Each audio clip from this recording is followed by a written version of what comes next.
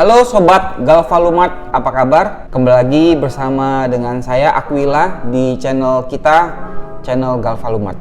Gimana kabarnya? Masa pandemi banyak di rumah aja, atau proyeknya masih jalan, atau proyeknya mulai agak tertunda.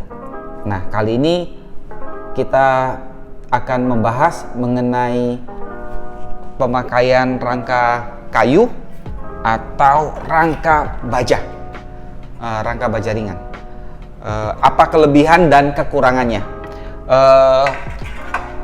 Kelebihan dari kayu dulu ya. Kelebihan dan kekurangan dari kayu adalah kalau kayu itu lebih kuat terhadap gaya tekan, gaya tarik, dan gaya momen lengkung. Kemudian kayu juga bersifat lebih elastis, dia lebih fleksibel. Di beberapa daerah seperti di Sulawesi, di Maluku, Kalimantan itu kayu lebih mudah didapatkan. Tetapi kalau di kota mungkin baja ringan lebih mudah didapatkan, terutama di kota-kota besar. Baja ringan saat ini sudah menyebar hampir ke semua kota di Indonesia. Kemudian harganya kalau di beberapa daerah mungkin kayu lebih murah karena lebih mudah didapatkan, terutama di daerah desa kayu lebih mudah didapatkan. Kalau baja ringan mungkin lebih mahal karena belum sampai distribusi ke sana, ke daerah-daerah. Kemudian kayu lebih mudah dikerjakan, tidak harus ada ahli yang khusus ya untuk mengerjakan kayu. Kemudian kelemahannya kayu itu lebih mudah terbakar. Kayu itu mudah terkena hama kayu atau kita sebut rayap ya, lebih mudah kena rayap, kena kayu lebih mudah juga terbakar. Kayu juga bobotnya lebih berat kayu itu, karena kalau mau lebih kuat posisi untuk atap baja ringan, rangka kayunya itu kayunya harus gunakan yang kayu yang khusus yang lebih tebal. Nah, ini akan mempengaruhi bobot dari struktur bangunan di bawahnya. Kelemahan kayu demikian. Kemudian kayu juga lebih mudah lapuk. Ada usianya lebih pendek dibandingin baja ringan.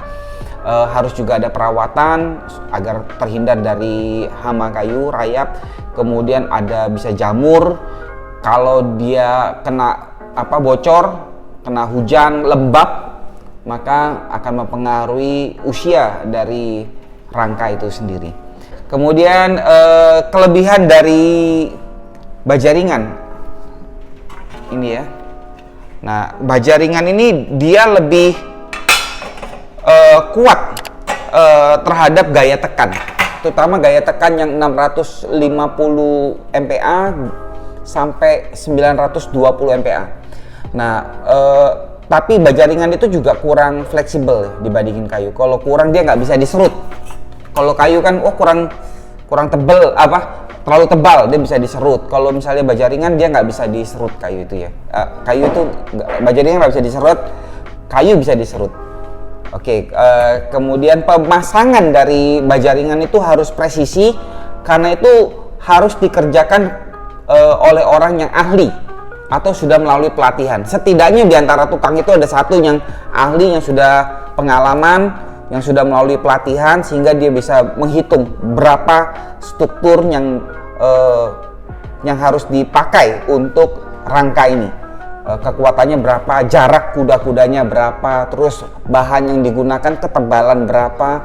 Itu juga tergantung nanti penutupnya mau pakai genteng, mau pakai spandek, pakai seng, atau dia pakai UPVC dan lain-lain. Jadi harus ada yang satu lah setidaknya tukang yang sudah pernah melalui latihan atau lebih pengalaman, lebih senior di situ.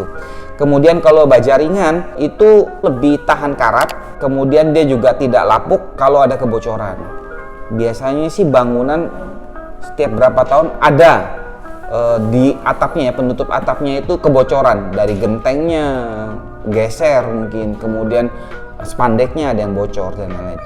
Nah, kalau kayu itu lebih cepat lapuk. Kalau baja ringan atau galvalum itu tidak lapuk ya. Kemudian nilai pemuaian atau nilai penyusutannya lebih kecil dibanding kayu ya. Karena dia tidak berubah bentuk. Tidak diserang rayap tadi, kemudian dia lebih ringan sehingga tidak memberikan beban yang besar kepada struktur di bawahnya, tidak memberikan beban besar pada struktur bangunan di bawahnya kalau menggunakan baja ringan. Kemudian usia dari baja ringan itu lebih lama dibandingkan kayu. Jadi usianya bisa lebih lama. Kayu itu paling lama kalau dia ada perawatan ya, kalau ada perawatan dia 20 tahun masih boleh. Ada yang 30 tahun malah lebih baik ya. Tergantung kayunya pakai kayu apa, terus perawatannya bagaimana. Tapi rata-rata yang saat ini rumah-rumah yang sudah mulai ada masalah di rangkanya, di atapnya, kebanyakan itu mulai diganti dari kayu jadi galvalum, jadi baja ringan. Tapi ada kejelekannya juga ya galvalum itu. Kalau lapisan luar atau lapisan dari luar baja ringan galvalum ini terkena gores dengan bendanya sangat tajam sehingga merusak lapisan aluminium di luarnya, maka ada kemungkinan ini lebih cepat korosi. Semoga ini bisa membantu wawasan kita untuk lebih terbuka lagi mana yang lebih baik, gunakan kayu atau gunakan baja ringan. Tiap-tiap daerah berbeda karena di tiap-tiap daerah mungkin ada yang orangnya ya, tukang yang mengerjakan baja ringan, ada yang nggak ada tukangnya. Jadi ada yang merasa mungkin dapatkan kayu lebih murah di daerahnya dibandingkan dia dapatkan baja ringan. Ada yang lebih, saya lebih banyak bisa cari tukangnya lebih banyak, ada di kota-kota besar ya, kemudian baja ringan juga lebih murah, mungkin dia akan prefer baja ringan. Tapi kebanyakan kalau di kota-kota besar atau beberapa tempat di Indonesia sekarang sudah mulai beralih dari kayu kepada gunakan baja ringan. Itu aja, semoga kita juga di masa pandemi ini bisa lebih produktif, tetap semangat, badai pasti berlalu. Oke, sampai ketemu di video selanjutnya. Jangan lupa subscribe, like, komen. Kalau ada pendapat lain, saya nggak merasa ini pendapat saya ya. Kalau ada yang merasa punya pendapat lain, mungkin kita bisa diskusi di komentar. Terima kasih. Oke, selamat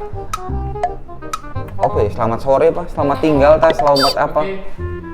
Sampai ketemu di video Oke, sampai ketemu lagi di video selanjutnya. Oh iya, jangan lupa ini mana? Jangan lupa. Oke, sampai ketemu di Oke, sampai ketemu di apa ya? Oh iya.